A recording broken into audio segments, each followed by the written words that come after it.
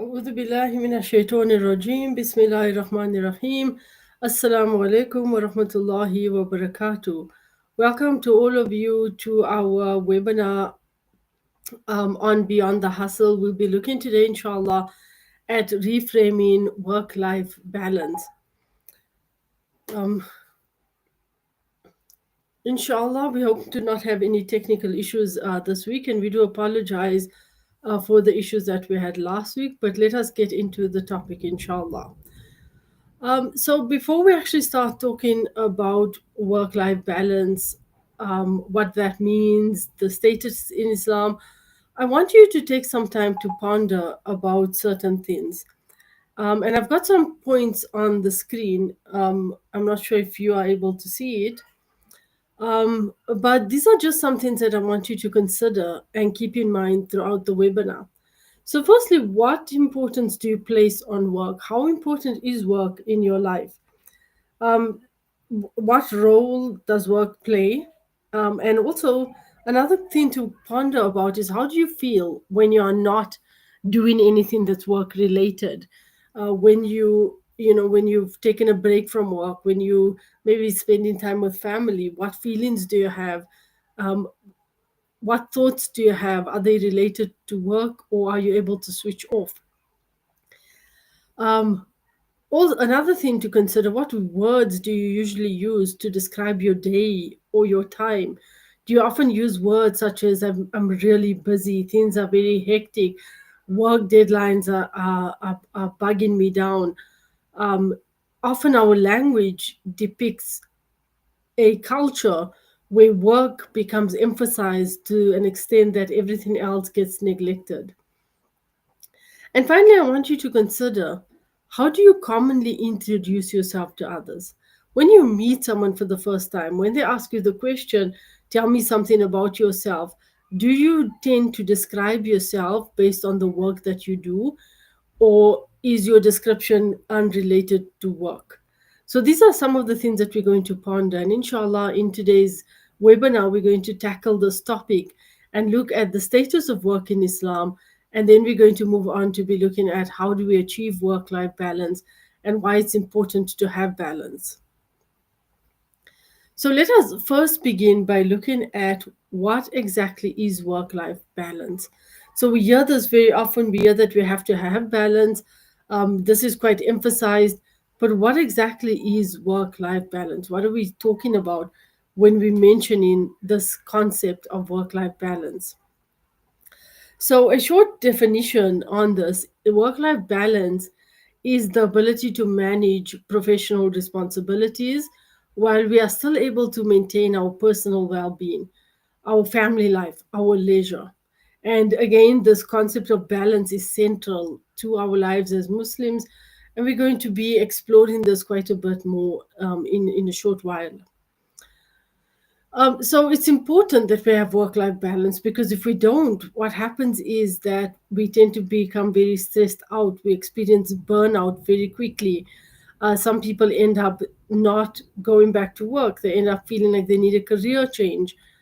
Um, this is all because of the impact of an imbalance in our work versus our lives. So having work-life balance improves our overall health. It improves our well-being. It also gives us the chance to be the servants of Allah Ta'ala that we're supposed to be. The servants who are able to spend time in spiritual aspects such as ibadah, reciting Quran, performing salah, spending time with families, spending time on work as well. When we have work life balance, it makes our work easier. We have job satisfaction. We start loving the work that we do. And obviously, this is linked to the concept of ihsan, which we know in Islam is the concept of excellence, where we are supposed to be doing everything with excellence. We're supposed to be doing our jobs in an excellent manner. And what happens when we don't have work life balance is we're unable to actually do it in an excellent manner. We then just have to survive and get done because we have so many deadlines. Our focus is just to complete the deadlines and not on how well am I doing my job. So actually, it's a disservice to ourselves to our employees, to people that we're working with. It becomes a disservice when we don't have life balance. And then finally, having work life balance strengthens our relationship with family and friends. Now, very often you will hear people speaking about the fact that they are working to support their families, they're working for the sake of their families, for bettering the lives of their children, of their loved ones. But what tends to happen sometimes is they're spending so much time working, and that they don't have time, or they have very poor quality of time with their loved ones, and this impacts on relationships. And so the very people that you're making the sacrifices for are also becoming disadvantaged when we aren't able to find this balance. So, of course, it's a good time to be talking about this topic because we are nearing the end of the year. For many people, work has slowed down quite a bit in many places, and although we don't, as Muslims, obviously our year begins with Muharram. We also are fast approaching Ramadan. So not only are we starting a new year, in terms of the English calendar, we also are approaching Ramadan. This is a time where we make resolutions to change and to do things differently. And of course, during the month of Ramadan, we have to focus even more on work life balance because our ibadat becomes more. We have to increase that more. There's a bigger responsibility there. So it's a good time for us to talk about this topic so that we begin to understand not just the importance, we're also going to discuss some practical tips, not obviously not a lot, but we do have some practical tips to share with you today, inshallah, to achieve this work life balance that we're talking about. Before we look at balance, let us move to understanding the importance of work, because Islam does emphasize the importance of work. When we speak about work life balance, this does not mean that we shouldn't be working, that we have to spend time only in prayer, or we have to spend time only with our families. Work has its place, it's important. In fact, working and earning a halal, lawful livelihood is regarded as a form of worship. It's a form of ibadat when we are doing it with the right intention and obviously in the halal manner. The Prophet ﷺ said something to the effect that no one eats better food than that which he eats from the work of his own hand. So we know that begging is discouraged in Islam. It's loved by Allah Ta'ala when people are going out and working and seeking their rizq in a halal manner. In fact, even the Prophet Dawood alayhi salam wanted to earn from his own hands. So we know that the Prophet Dawood alayhi salam was blessed with a lot of wealth. And even despite this, he didn't want to be idle. And he made a dua, and he asked Allah Ta'ala that he wants to be also doing work. And this is when he was inspired to do armory. We are told that this was his way of earning livelihood. So there is dignity, there's independence in work. It's part of what makes us, respected creatures of Allah Ta'ala. Islam encourages hard work, but again, we have to warn against letting work dominate our lives. Now, I just want to very quickly go back to this idea of intention. We spoke about the fact that doing work with a good intention can become a form of ibadat. And I want us all to just consider for a moment, what is our intention for working? What is a good intention? Now, of course, there is nothing wrong with with going out to get wealth. This is not a problem in Islam. But when we start focusing on perhaps we want a better job because we think that's going to give us better status in society, and the status and the power is what we're after. The years where we start crossing the line and we become a bit problematic. We have to remember that when it comes to risk, we are told that Allah Ta'ala has already set out the risk for us. It's already been set out, but of course we have to make effort. Allah Ta'ala wants to see us making some effort, but whatever we meant to get, that we are going to get that. When we start going out in competition, for example, we're looking at our neighbors or family members and we're thinking they have so much, or they've built a bigger house, or they've bought a fancier car, and I want that as well. When we start going after the worldly things, keeping this dunya in our hearts and not in our hands, then our jobs, our purpose for work becomes questionable as well.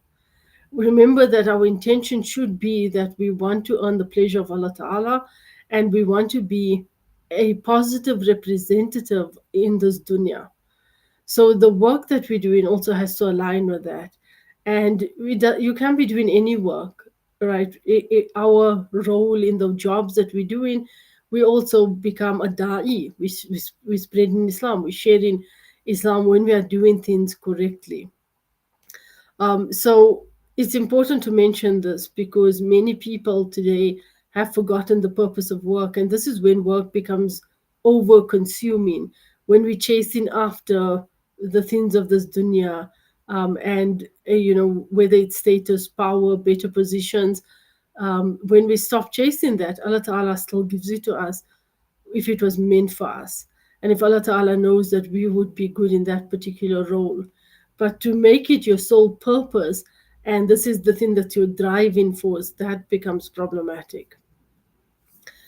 Now, again, just a few more hadith. The Prophet ﷺ said something to the effect that it's better to carry firewood and sell it than to beg. So we know that begging is discouraged. We know that working hard is encouraged.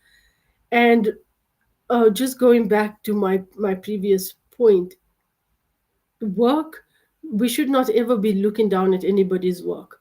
So we should not be looking at anyone's job and thinking this job is lower than mine, and so I have a higher position or higher status, and that makes me better than this person. Subhanallah, that is a form of pride. May Allah Ta'ala save us all from it. Islam values honest labor. It doesn't say that you have to be a CEO of a company. It says that you have to value honest labor, right? You have to be involved in honest labor, things that are halal, things that are noble. And so sometimes the people who we might see as having lower jobs in society are actually gaining more status by Allah Ta'ala, because the intention for doing that work might be better. So we have to just keep this in mind. So inevitably, work is meant to support our worship. It's meant to support our service to humanity, our service in the path of Allah Ta'ala, and it's not meant to replace it. Okay, this is the important thing, is that work is not the end, it is the means to the end. The end is when we go back to Allah Ta'ala, and inshallah we're all working towards Jannah, and we're hoping and praying that Allah Ta'ala showers His mercy on us. That's the end, and work is a means to the end. It's just one way for us to get there. It is not the end in itself, and we have to bear that in mind. Now, of course, we have to look at the Islamic work ethic before we go on to the discussion on balance. Now, Islam encourages all lawful forms of work. And again, as I mentioned, it does not place status on people who earn more money, because we have to understand that the risk has been set out by Allah Ta'ala. So in the Quran, Allah Ta'ala mentions the fact that we have to work, and then the guideline is given to us that during the Jummah prayer, this is when we have to take a break. We pause to worship Allah Ta'ala, and we don't get distracted from the remembrance of Allah. So again, another reminder that work should not override the remembrance of Allah. Now, I want us to consider this.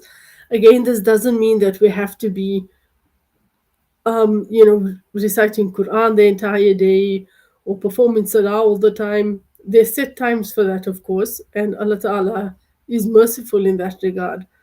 But through our work, we need to ask ourselves, the work that I'm doing, is it helping me to remember Allah?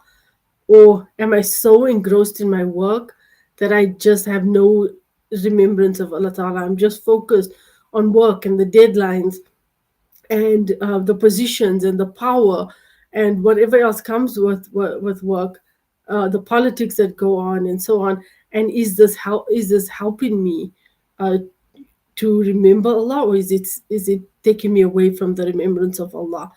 And I think that's how we evaluate the status of work, and when we need to find a better balance. So we know that work can, as I've mentioned, work can become a form of worship. Every daily action can become an act of worship with the right intention. Important point: work is not just a means of earning money. It is part of honoring our trust with Allah. So Allah Ta'ala mentions in the Quran, why did Allah Ta'ala create us? Allah Ta'ala makes it quite clear that Allah Ta'ala created men and jinn to worship Allah. And this is quite evident. And so part of that worship is that we are representatives on this dunya. We are representatives of Islam. We are supposed to be setting a good example, and we've made a trust with Allah Ta'ala that we'll do good in this dunya, and our work is part of this. So also when we are choosing careers, or you may have kids who are choosing careers, what work should they be going into, we should remember that we should try and do work that's going to be good. It's going to be some benefit to society, some benefit to mankind, something that Allah Ta'ala will be pleased with. Now Allah Ta'ala has blessed us all with skills and talents, and when we use these skills and talents for good, our work can become a form of ibadat. So remember, even mundane tasks have a spiritual value when we align it with divine purpose. So there should be no person who looks at their job and thinks, my job is lower than somebody else's, because subhanAllah, that is the means in which Allah Ta'ala has provided the risk. And the job, even if it's mundane, if we are remembering Allah, we're making dhikr while we're doing our work, we might be serving a purpose by smiling with other people, bringing joy to others or some hope. They might see you as someone who's always positive, and you're making their day easier. This is all going to bring you, inshallah, rewards in the year after. So now that we know the importance of work in Islam, let us look at balance. Because Islam is a religion of balance. Balance is very important. We speak about moderation in worship. Right? The Quran allows flexibility in recitation and in prayer according to our ability. The Prophet ﷺ advised us that we need to rest when we're tired in prayer, and worship should not weaken us. So Islam is not a religion that's in place to cause difficulty to us. In fact, Allah Ta'ala has told us that Islam is here to bring us ease. So when we are at work and we're overburdening ourselves, we're taking on more than we can accomplish. We're trying to prove ourselves to the boss or to the manager. So we don't want to say that I can't do something, I don't have time for this. We are actually overburdening ourselves. And this is not what Allah Ta'ala wants for us. Because even in the things that Allah Ta'ala has made compulsory to us, this has come with moderation. We are not asked to pray 50 times a day, we're asked to pray 5 times a day. And the prayer doesn't last for 1 hour, it's a few minutes. So Islam values steady, sustainable devotion. We shouldn't be extreme. It doesn't make you a good employee when you are overburdened, right? So it makes you a good employee when you fulfill the tasks that you are employed to do. You do what you need to be doing, and you do it on time, and you do it well, right? So you don't always have to be taking on work that's burdening you and believing that this is a way that you're going to prove that you are a good worker. Now, of course, Islam teaches moderation and balance in all areas of life. Muslims are actually called ummatun wasata, a balanced nation. And Allah Ta'ala mentions in the Quran that thus have we made you the people of the middle. You be balanced. And of course, this includes maintaining a healthy work-life balance, which in short means that our lives cannot only be about work all the time. We're instructed to live balanced lives. We are instructed to manage worldly duties as well as spiritual responsibilities. And our ultimate purpose, of course, is to serve Allah subhanahu wa ta'ala in every aspect of our lives. So our economic lives, our community life, our personal life, all this should align towards the single spiritual goal. And true balance means integrating these parts of our lives, not separating them. Not saying that, you know what, I have too much work to do now, so I can't pick up the phone and phone my mother, for example. Or I have so much of work to do, I can't take 5 minutes out to listen to my child, right? This is when we speak about integration, it's about remembering the place and time for everything that we are doing. Now, the Prophet ﷺ made it quite clear that we should not overburden ourselves, right? And this relates to ibadat as well. Now, we know that, of course, ibadat is the highest form, right? But we also know the hadith of the Prophet ﷺ, where some of the Sahabi radiallahu anhu, the Sahaba were spending time worshipping all of the time, and their wives came to complain. And the Prophet ﷺ mentioned to them that your eyes, your body, your family, they all have a right over you. So Islam rejects excessive aestheticism, which is worshipping all of the time. We're not expected to only be in worship and cut ourselves off from everyday living. So saying that I'm not going to have a family, I'm not going to go out and work, I'm just going to sit here and worship the whole day, and Allah Ta'ala will still provide for me. Um, this is not the path of Islam. Right? The Prophet ﷺ encouraged engagement in worldly affairs while worshipping Allah Ta'ala. Right. So as I mentioned earlier, Allah Ta'ala has spoken about the purpose of human life very clearly. There's no confusion in that, right? Allah Ta'ala did not say that the purpose of human life is to work, or the purpose in human life is only to have family, right? Allah Ta'ala mentioned, I have not created the jinn and men, but that they may worship me. So the Prophet ﷺ explained that Islam forbids isolation or withdrawal from society. We have to engage in work while keeping Allah Ta'ala's pleasure as the goal. When we mix with other people, we become an ambassador for Islam. They're looking at us, they're looking at the way we dress, they're looking at us taking time out when it's our prayers. And you will find that when you obey Allah Ta'ala, even if you're working in a non-Muslim environment, people end up respecting you when you obey the rules of Allah. So when you say to your employer, uh, you know I need to take some time off for my prayer, or I need an area in my office to pray, or on a Friday I need to take some time out. They actually tend to have more respect for you, and they have more trust in you, because this comes from Allah, right? When you're obeying the rules of Allah Ta'ala, then Allah Ta'ala makes people subservient to you. So work becomes a form of worship because, of course, we are also an example to others at the same time. And if we are not a good example, people are hearing about Islam online, very negative ideas about Islam. If they meet you as a good example of what a Muslim is like, then obviously this is a form of dawah as well. Now, we know that there are some challenges to achieving work life balance. Sometimes we have long working hours, we have excessive workloads, there's lack of boundaries between work and personal life. With remote work, this has become particularly problematic, because when you're going out to an office and this is the time that I need to leave, work stays at work, and when you come home, there's no interaction with work.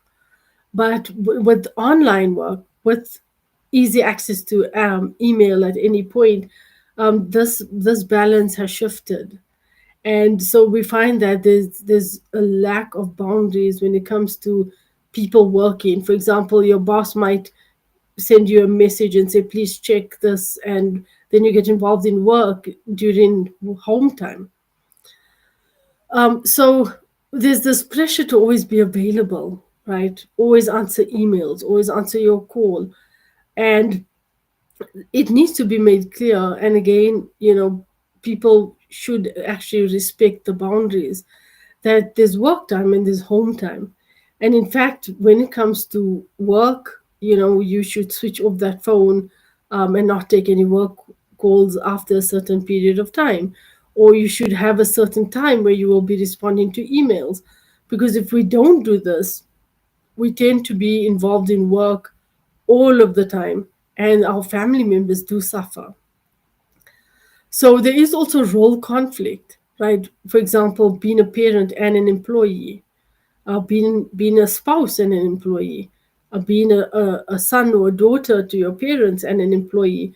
We have to ask ourselves what comes first, and do we have balance for all the roles that we have to play in our lives.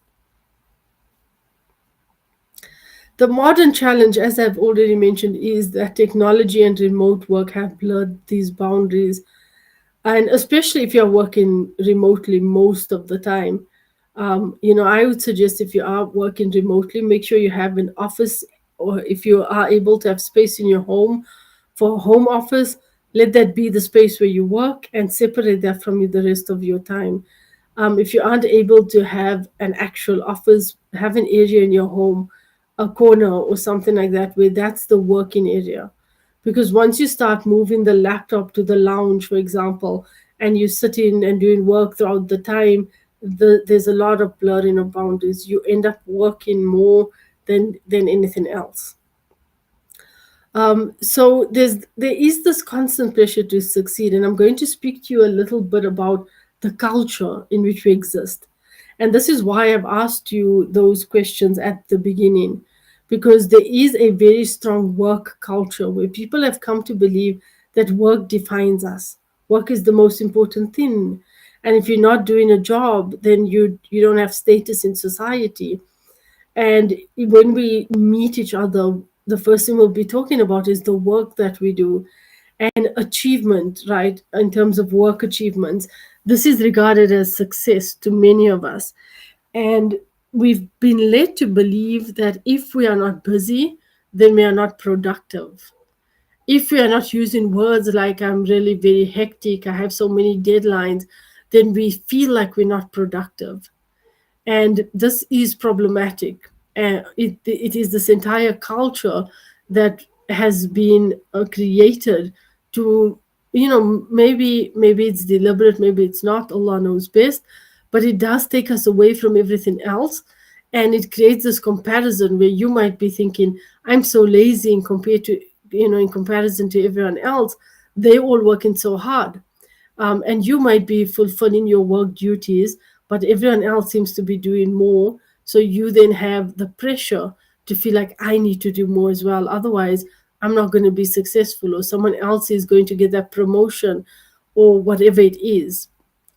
So, as a result of all of this, our personal time suffers, our relationships suffer.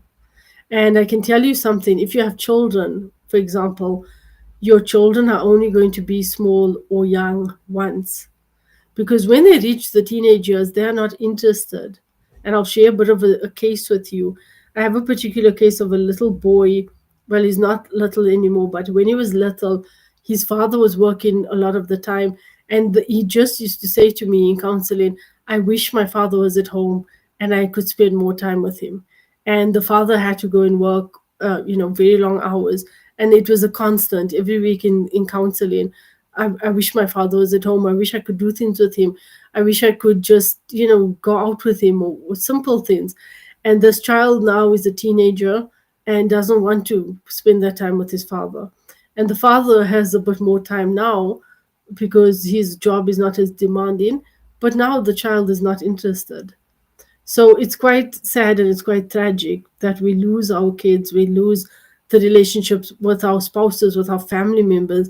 The same thing goes for parents. If you have elderly parents, you only have that time to spend with them, right? When they pass on,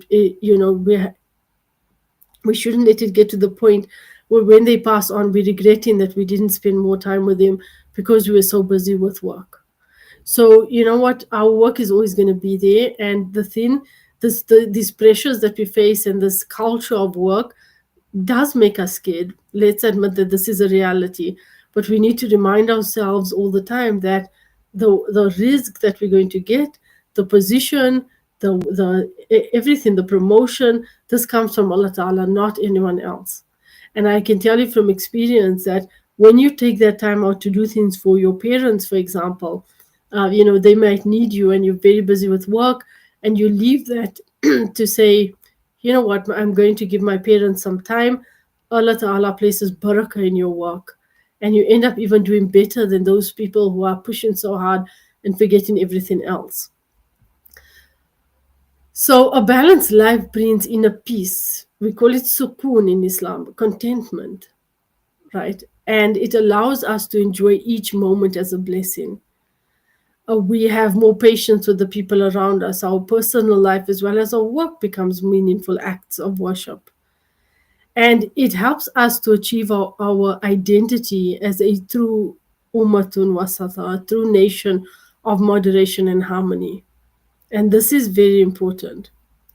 Now, I want us to just think about this concept of balance a little bit, right?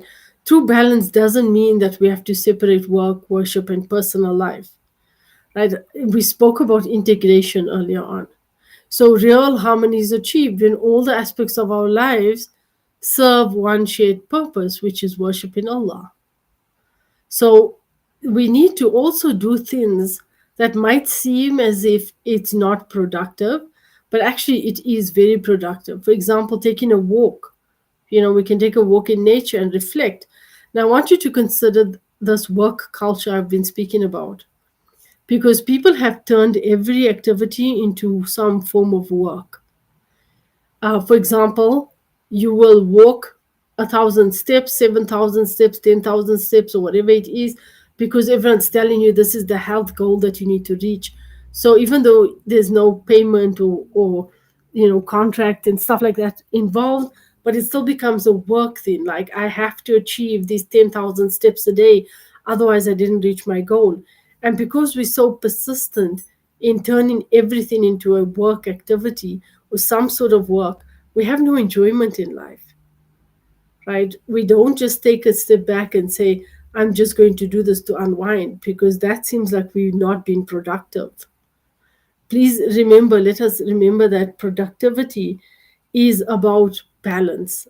It's about taking the time out and also doing what we need to when we have to. Right, so we have to, things like working on community projects, even sharing knowledge, taking some time to learn. This, speak to an elderly person, sit down with them, learn from them. This is not wasted time. Every moment becomes part of the journey towards Allah Ta'ala. And unfortunately, as I've mentioned, we have been pushed into a culture where we start thinking that the only thing that defines a person is the work that they're doing and the outputs that come from that work. And this is not what we think about in Islam. So we're going to look a bit at some basic practical things to understand work-life balance. And firstly, we obviously, most important, we live with intention. So we begin every act by asking, how can I best fulfill my duty to Allah Ta'ala through this? Our prayer becomes a spiritual checkpoint, right? It's a chance to realign our actions with our divine purpose. So when we wake up in the morning, make a short prayer, ask Allah Ta'ala, please let me be involved in activities that's going to be beneficial for you today. Let my work go easy. Let there be barakah in my time. Let me have time to have that balance. Right? When all we do is rooted in this worship, our daily life becomes a path to closeness with Allah. Remember, worship doesn't mean that we're sitting on the prayer mat the whole day, right? It can be on your drive to work. You're remembering Allah, you're reciting dhikr, or you're listening to a lecture, or you're doing something that aligns you with Allah Ta'ala. Or it could even include that small intention you're making to say, Allah Ta'ala, help me to be productive, or help me to do my best today. Giving thanks, having gratitude, making shukr, this is very important. This deepens our connection to Allah Ta'ala. Now, I want to point out here the reason that I mentioned that we should not look at jobs and say, I have a higher status because my job is higher than yours, or my title is higher than yours. This creates A lack of shukr, the opposite of shukr, it creates ungratefulness. Because Allah Ta'ala has given us each specific jobs. And in any society, we need people in all positions in order for that society to work. So when we are grateful to Allah, when we start comparing ourselves and creating the status hierarchy, then people on the lower end of the status don't become grateful for their jobs. Or even people in the middle end of the hierarchy are looking at it and thinking, I need to be higher up. I need to work more so that I can achieve more. I can come to a higher position. And actually, we don't stop to think, Alhamdulillah, I am grateful that I have a job. I'm grateful that I have the ability to do something that I love. So when we make shukr to Allah Ta'ala, this helps us to do our jobs better as well.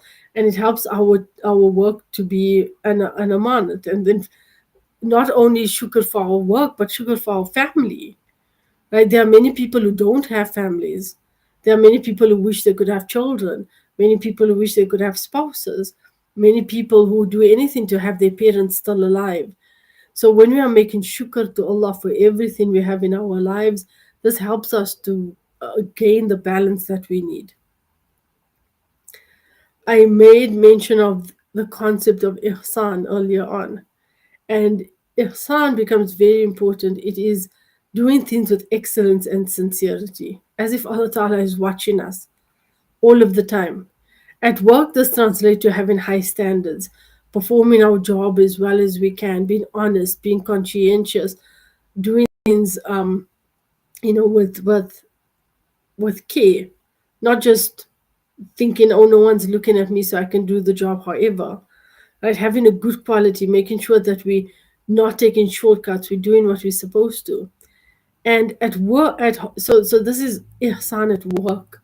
At home, ihsan is about treating our family members in the best way, spending the best time we can with our children, spending the best time we can with our spouses, being good to our parents, being good to people around us, our family members, and being the best person that we can be. Remember, if we could see Allah Ta'ala watching us, then we would be much more mindful of the kind of people that that we are portraying. We would be much more mindful of the kind of words that we are saying, what is leaving our mouths, how we are treating others. So we need to. This concept of ihsan reminds us that Allah Taala is watching us. Allah is present. Everything that we're doing is going into our book of deeds. So when we do things with ihsan, it brings barakah into our time, our resources, and our results. And we shouldn't ever be thinking that, I'm going to be left behind because I'm taking longer to do the job, for example, right? We are not supposed to be comparing ourselves with other people. In fact, the only type of comparison that's encouraged in Islam is when you see someone doing good and you want to be doing good as well, right? Any other form of comparison, this is problematic. So we should not be looking at others and thinking, I need to be doing the same as them. This person puts in 10 hours of work a day. I'm only working for 8 hours. Now it's problematic. They're going to get a promotion and I'm not. This is our intention as Muslims, and our accountability as Muslims is towards Allah Ta'ala.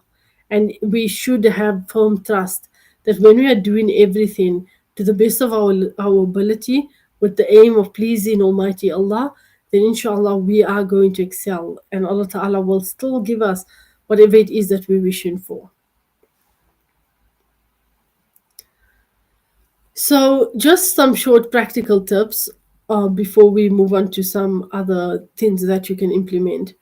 For work life balance, we have to prioritize daily tasks. So, we have to have a plan.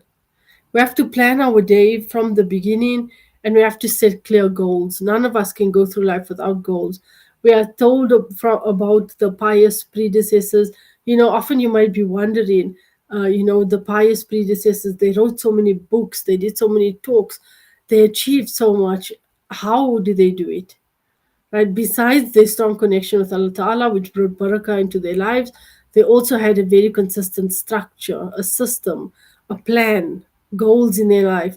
They knew where they were going. They didn't just do things haphazardly without setting goals. So we have to make sure that we do have a plan in place, and it has to be a realistic plan. And in that plan, we should have a balanced time for play, time for work, time for ibadat. All of this should come into our plan. Right? Sometimes grouping similar tasks together is useful, to help us to improve our focus. So, if you have two reports to write, but you also have to do something else, finishing the reports first might help because you already focused on that particular type of thing.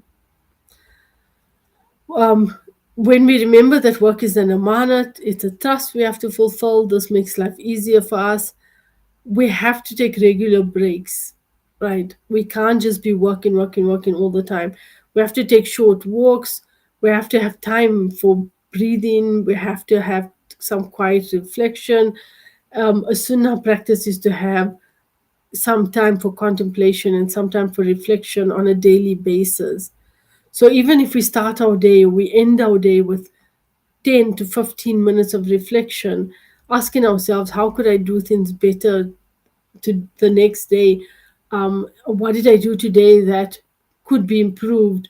And what, the biggest question was, Allah Ta'ala pleased with me? Do I think that I did anything today that would possibly bring about Allah Ta'ala's displeasure? So these regular breaks is quite important. Um, and just going back to the point on regular breaks, an important thing that people often leave out in their lives is play. Now, we've been told that as adults, you don't play. The only time we play is when we have structured games with rules. Even sports has become something that has rules and it's not play. And in psychology, we know that free play is actually very healthy. It's very important for people. So if you have kids, and even if you don't have kids, make some time for play, right? Just free play. Play, obviously it's easier to play with kids, but just do activities that is going to just relax you. Go for a run without recording the amount of time you're running. Take some walks without having steps being counted. Just make some time for play as well. That's very important for our health. Um, Now we're moving on to something called 90-minute batching. This is something developed by Lance Rothschild. He proposed working in 90-minute focus sessions. So for 90 minutes, you're working in a focused way, and then you take a 10-minute break in between. And this has been found to be very useful. When you come back after that 10-minute break, you are more productive, you're able to think better.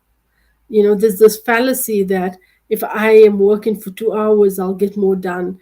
It doesn't work that way. If you're working for 5 hours, for example, without any breaks, your work quality becomes watered down, it becomes lower. So we should use technology wisely where we can.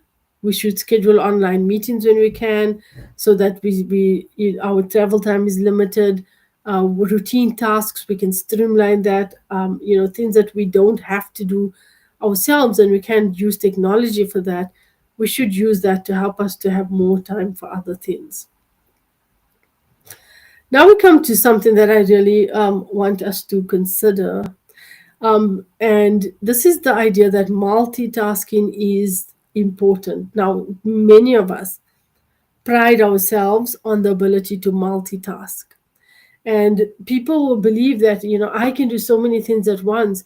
Um, it's They believe that it's beneficial. This is one of the biggest myths. And if you're doing this, please try and stop, because you'll find that, in fact, doing many things at once lessens the quality of what we are doing. Research shows that when we're doing too many things, it actually takes us longer to complete a task. And in order to demonstrate this, we're going to do a very short exercise. You may have time to do it now. If not, please, just try and do it after the webinar. So this exercise is used to basically show us that, I don't know who it is that told us that multitasking is important, but multitasking is actually one of the worst things that we can do. So it's something that we should not be priding ourselves on. Um, so the exercise given is that you should write the letters A to J in a row. And after that, you write the numbers 1 to 10 underneath. So this is a simple task. You write A to J and then you move on to 1 to 10 and see how long it takes. And you will find that probably doesn't take that long. But now we decide that we want to multitask. We want to do two things at once because somehow we've come to believe that this is the way to do things. So here, instead of writing A to J, you will be writing numbers and letters simultaneously.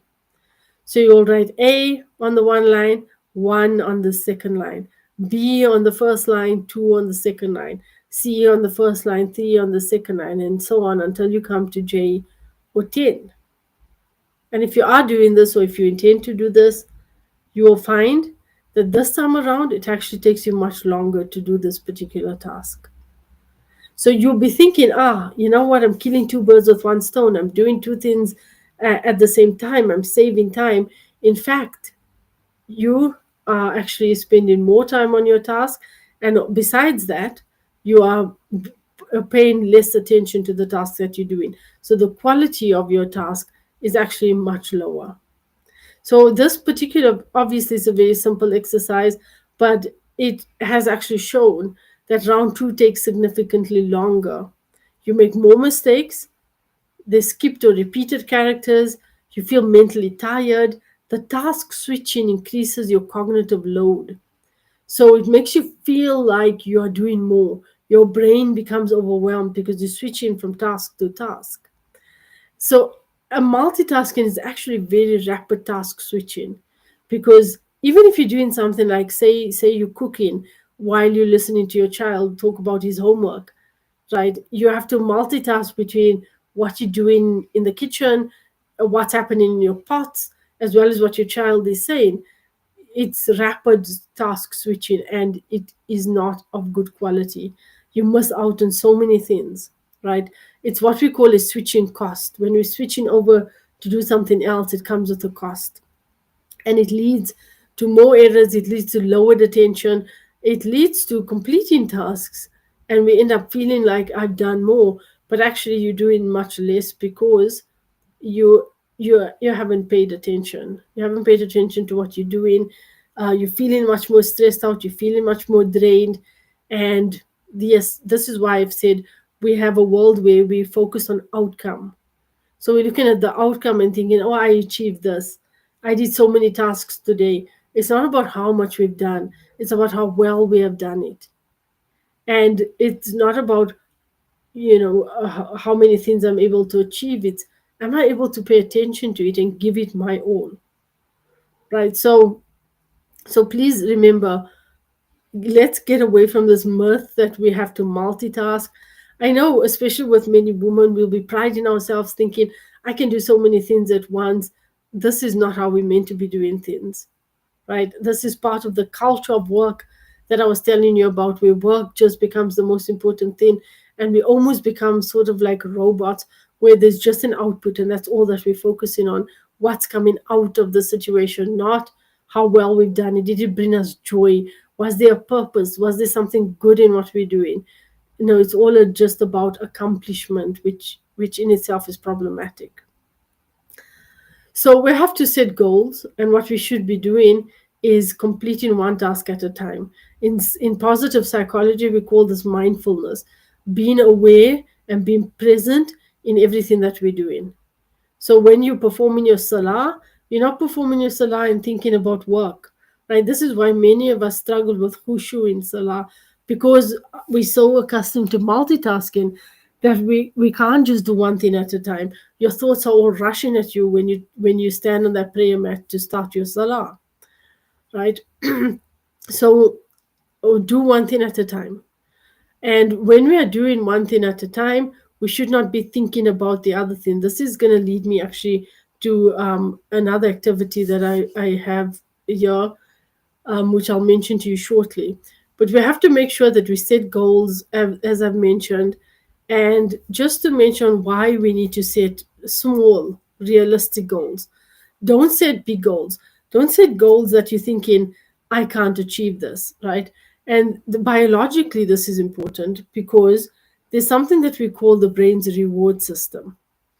So you will find that when we achieve something, when we accomplish a particular goal, there are neurotransmitters that are released. They are called dopamine and serotonin. They are released in our brain, and these are the reward chemicals. They are released in the brain to make us feel good. We feel like I've achieved something, and it creates feelings of motivation and satisfaction. Now, when we have goals that are too big, or we have so many tasks that we're trying to do at once, this reward system doesn't come into play because we don't have time. These chemicals are not released because we still have incomplete work.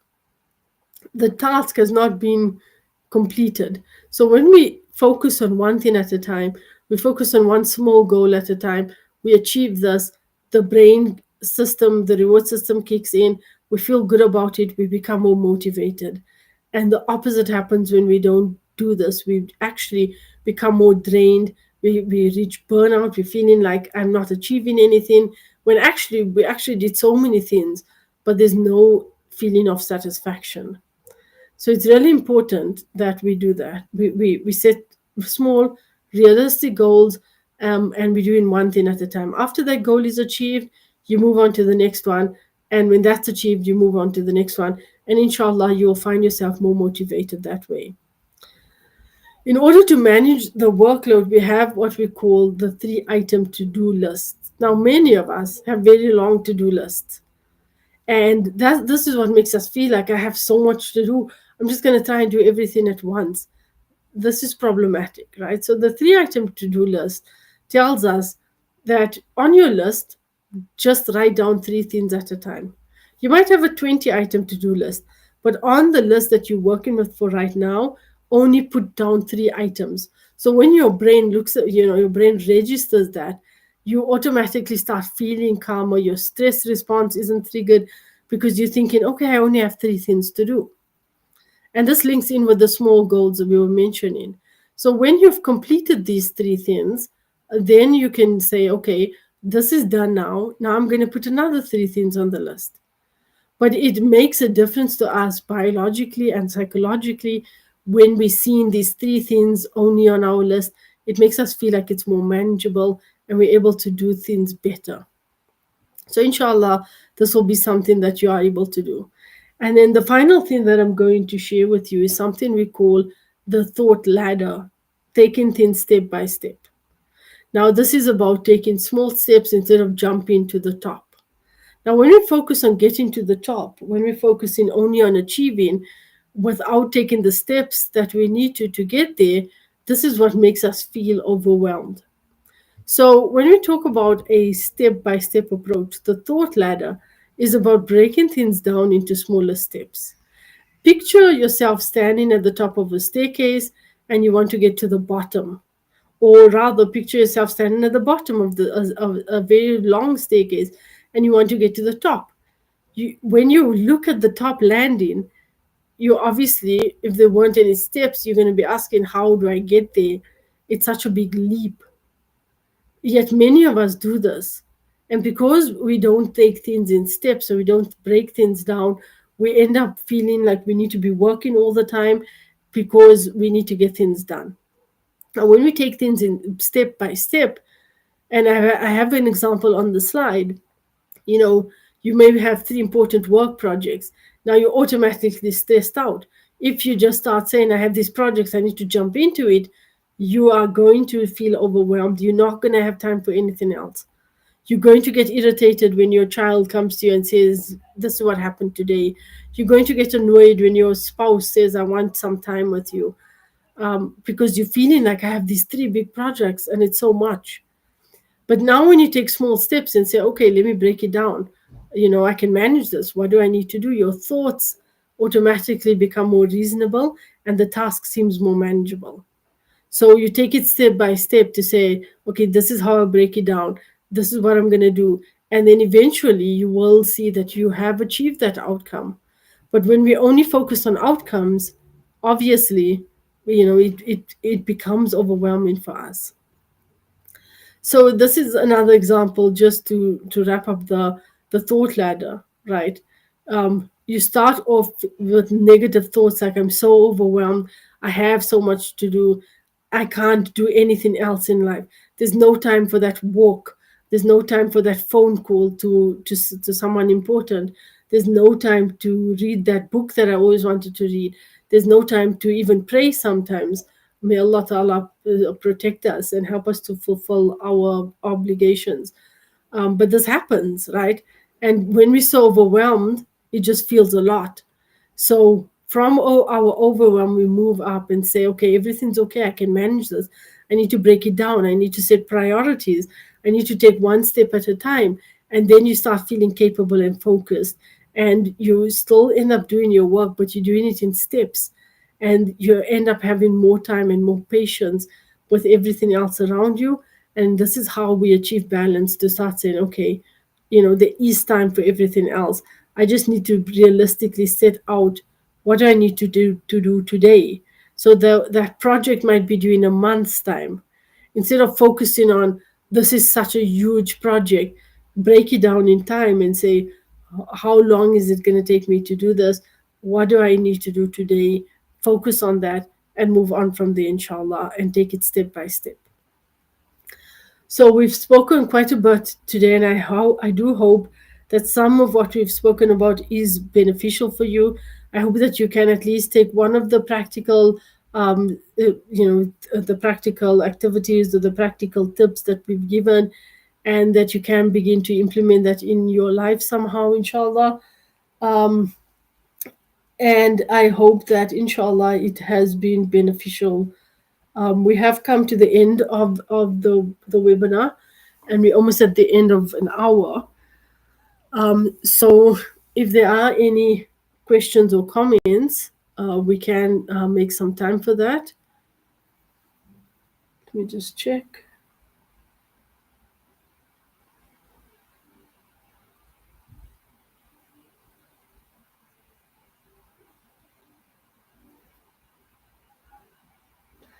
Okay, there doesn't seem to be any questions, so we will end off.